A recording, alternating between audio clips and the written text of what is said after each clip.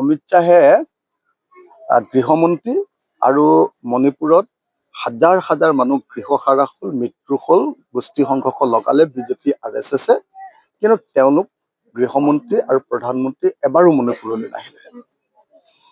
কিন্তু অসমত যেতিয়া নিৰ্বাচন হ'ল, ইয়াত পঞ্চায়তৰ প্ৰতিনিধিবিলাকক সম্বোধন কৰিবৰ কাৰণে তেওঁ আহি গ'ল।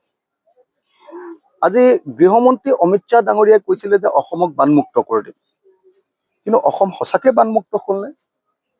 বৰং উল্টাকে আমি দেখিছো যে গুৱাহাটী মহানগৰত এতিয়া বানপানীত মানুহে গা ধুই আছে, বানপানী হৈছে, তাত মানুহ সাঁতুৰি আছে। মানুহতকৈ ওখকে বানপানী গুৱাহাটী মহানগৰত হোৱাৰ ঘটনা এই প্ৰথম হৈছে। গতিকে গুৱাহাটী মহানগৰ, শিৱসাগৰ নগৰ, যোৰহাট নগৰ কোনো বানপানী সমস্যাৰ সমাধান কৰিব পৰা নাই। অসমৰ ব্ৰহ্মপুত্ৰ নদী আৰু অন্যান্য নদীবিলাকৰ বানপানী সমস্যাও সমাধান কৰিব পৰা নাই।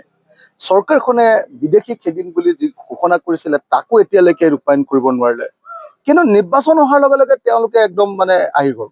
কেতিয়াবা বিহুৰ ঢোল বজাবৰ কাৰণে আহি গ'ল, কেতিয়াবা ঝুমুৰৰ আপোনাৰ ঢোলকি বজাবৰ কাৰণে আহি গ'ল, কেতিয়াবা আকৌ পঞ্চায়ত নিৰ্বাচনত জিকা মানুহবিলাকক লৈ ভোজ ভাত খাবলৈ আহি গ'ল। কিন্তু বিপদৰ সময়ত তেওঁলোক আমাৰ লগত নাথাকে।